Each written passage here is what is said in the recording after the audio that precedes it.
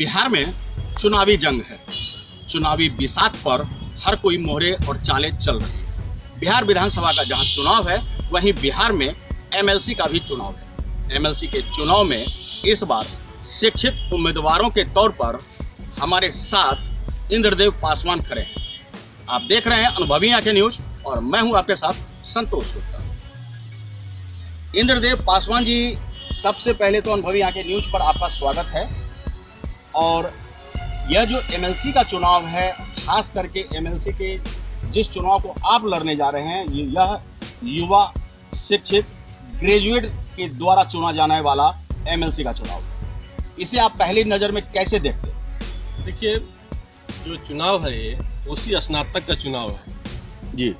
और स्नातक समाज के जो बुद्धिजीवी लोग हैं, इनके द्वारा प्रतिनिधि चुना जाना है। यह विडंबना है बिहार का कि स्नातकों के साथ धोखा हुआ है और इसके पीठ में छुरा घोंपने का काम यहाँ के जो प्रतिनिधि हुए वो करते रहे। शिक्षा के मामले में फिसड़ दिया है बिहार, और जो शिक्षक हैं, शिक्षा के बुनियाद हैं, उनके साथ गुलामों जैसा व्यवहार हो रहा है इस सरकार में। मेरा मानना है जो शिक्षित हैं, जो ग्रेजुएट हैं, उसका नाम स्वतः मतदाता सूची में जुड़ जाना चाहिए। हर बार नई नाम जोड़ने की क्या आवश्यकता है? यह इस व्यवस्था का दुर्भाग्य है। और मैं चाहता हूँ अगर मैं विजय होता हूँ, जीतता हूँ चुनाव, तो जो शिक्षा के लोग हैं, शिक्षा का जो बुनियाद है, जो विदेशों में शिक्षा के ये बजट बनता है, तो देश का 60% शिक्षा पर खर्च होता है। शिक्षकों को मान सम्मान मिलता है, लेकिन बिहार के शिक्षक बंधुआ मजदूर का जिंदगी जी रहे हैं।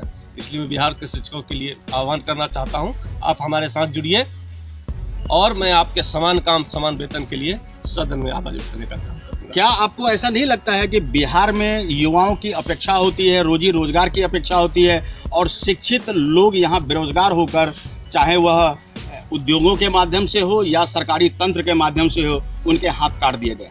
देखिए, बेरोजगारों के लिए सरकार के पास कोई नीति नहीं है। कहने के लिए सरकार बेरोजगारों का नारा देती है, लेकिन मेरा मानना है जो शिक्षित लोग हैं, शिक्षित बेरोजगार है, उसे या तो आप काम दीजिए या नहीं तो खाने का दाम दीजिए। जी, काम दीजिए या फिर खाने के लिए दाम दीजिए। निश्चित रूप से शिक्षा और रोजगार भत्ता जो है वह कम से कमतर है।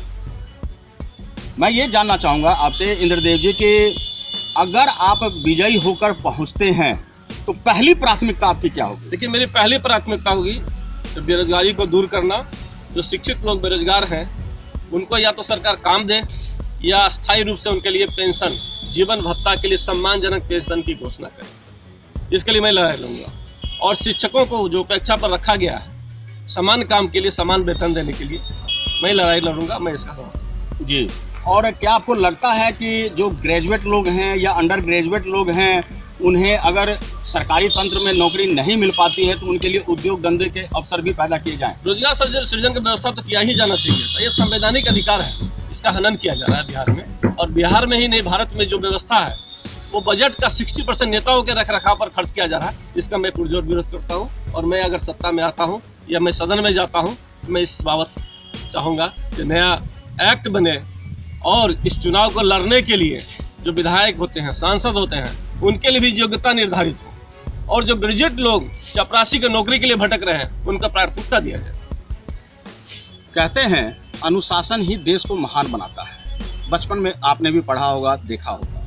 अनुशासन मतलब शिक्षा, शिक्षा मतलब उच्च सोच, उच्च विचार। अगर हम शैक्षिक हैं तो निश्चित रूप से शिक्षा का स्तर ऊंचा उठना होगा, और जब शिक्षा का स्तर ऊंचा उठेगा तभी हम पूर्णतः शैक्षणिक होंगे और सही मायने में विकास की बयार भा सकेंगे। शिक्षा और शिक्षण व्यवस्था को दुरुस्त करने के लिए हमारे साथ इंद्रदेव जी जुड़े और इंद्रदेव जी ने अपने विचार व्यक्त किया। जाहिर सी बात है कि यदि आप युवा हैं, यदि आप ग्रेजुएट हैं और यदि आपको एमएलसी में वोट देने का अधिकार है, तो एक बार सोचिए जरूर कि क्या इंद्रदेव जैसे कैंडिडेट्स को जिता करके एमएलसी बना करके आगे भेजना चाहिए, और यदि हाँ तो वोट जरूर डालिए। वोट आपका अधिकार है, उसे से वंचित होना कहीं से भी उचित नहीं। तो वोट जरूर डालें, चाहे वह विधानसभा का हो या विधान परिषद का। वोट जरूर डालें, आपका वोट बेहद महत्वपूर्ण है। ध्यान रखिए कि अपने वोट से ही आप सही नेता और सही विकास चुन सकते हैं। कहीं मत जाइए, हमारे साथ बने रहिए और देखते रहिए अनुभवी आंखें न्यूज, क्योंकि यह है आपका चैनल, आपकी आवाज। अगर आपने अब तक हमारा चैनल सब्सक्राइब नहीं किया है तो सब्सक्राइब करें और बेल आइकन अवश्य दबाएं ताकि खबरों का नोटिफिकेशन आपको मिलता रहे।